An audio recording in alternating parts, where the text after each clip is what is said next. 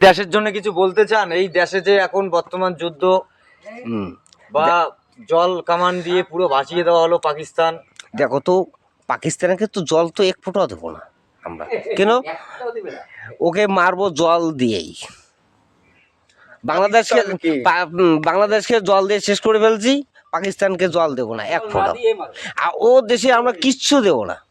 আমাদের দেশের সঙ্গেও পাঙ্গা নিতে চায়। আমাদের দেশের একটা জেলার যোগ্যতা না ও দেশ, সেটা জানো? তবে আমি কি কিছু বলবো আপনাকে? আমার দুটো কথার উত্তর আপনার দরকার আছে। সেটা হলো, পাকিস্তান আর বাংলাদেশ এরা কি আদেও ভাই ভাই? ভাই ভাই যে কোনোদিনও হবে না, আর দেবও না হতে। ওর সঙ্গে কোনো সম্পর্কই রাখবো না, ওকে আমি শেষ করে ফেলবো।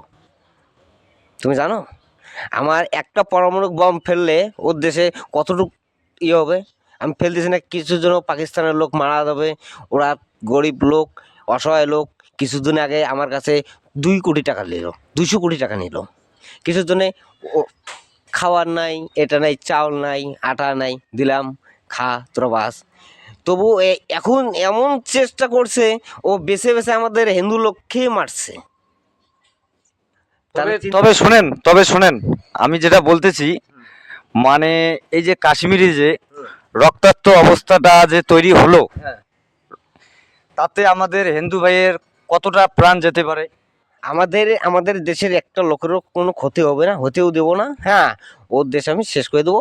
অলরেডি 9টা জায়গা শেষ করা হয়েছে। হ্যাঁ, 5টা জায়গা, আমার 13টা জায়গা, আমাদের 15টা জায়গা আমাদের টার্গেট। 9টা জায়গা শেষ, আর মাত্র 5টা জায়গা, 6টা জায়গা আছে। ওটা আর কি 2-1 দিনের মধ্যে শেষ হয়ে যাবে।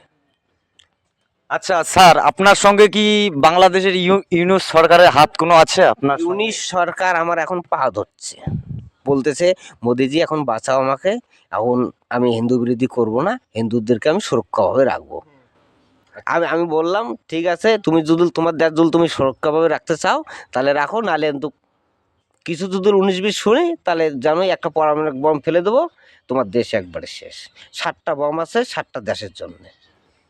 আচ্ছা আচ্ছা, এবারে আমার কাছে একটাই রিকোয়েস্ট, সেটা হলো এই যে কাশ্মীর আমাদের একটা সুন্দর জায়গা, ওটা এই সুন্দর সালে ওটা দখল নেওয়া হয়েছিল। আচ্ছা আচ্ছা, যখন আমাদের কংগ্রেস সরকার যখন ছিল, এখন আমরা বিজেপি সরকার আছি বর্তমানে চেয়ারে, যখন থেকে আমি ক্ষমতা আসি তখন থেকে বুঝতে পারতেছো পাকিস্তানে কীরকম হাল বানিয়ে দিয়েছি, বাংলাদেশে হাল কীরকম বানিয়ে দিয়েছি।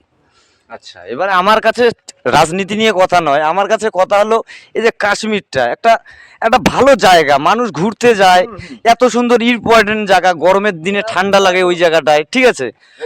ওই জায়গাটায় এত রক্তাক্ত কেন? এটার একটু আমি উত্তর চাই। জায়গাটা তো ওনাদেরই, আমরা কি যুদ্ধ করে, আর ওটার 1995 সালে ওটা অনেক ইয়ে করে নেওয়া হয়েছিল। এখন তো ওরা ওই জায়গাটা চাচ্ছে আর কি। ওই জায়গাটা ওকে বাপের মূল্য, ওই জায়গাটা নিতে আমাদের খরচা হয়নি, আমার ভারতবর্ষের খরচা হয়নি। 800 কোটি টাকায় গেছে ওই জায়গাটা ইয়ে করতে, নিতে। চালও আর দিয়ে দিলাম এর মগর মূল্য, চেলো আমি দিয়ে দিলাম কাশ্মীর।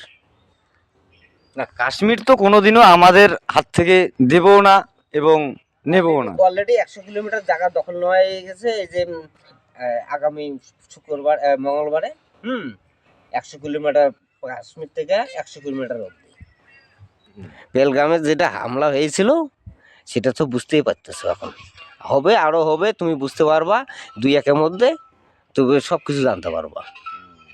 এখন এর বিষয়ে এখন কিছু বলার আমার কিছু নেই।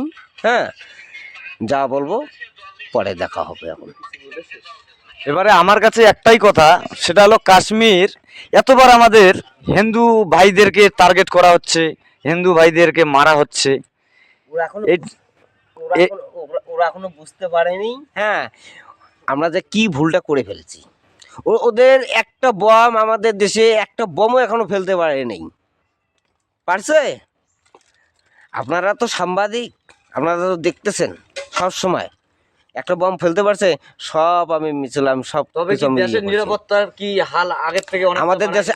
আমাদের দেশের নিরাপত্তা থাকবে, মানুষ শান্তিভাবে থাকবে, কোনো ক্ষয়ক্ষতি হবে না, সুরক্ষাভাবে বাড়িতে থাকবে, সুরক্ষাভাবে যে কোনো কাজ করতে পারবে, কোনো ইয়া নেই, কেউ আটক করতে পারবে না।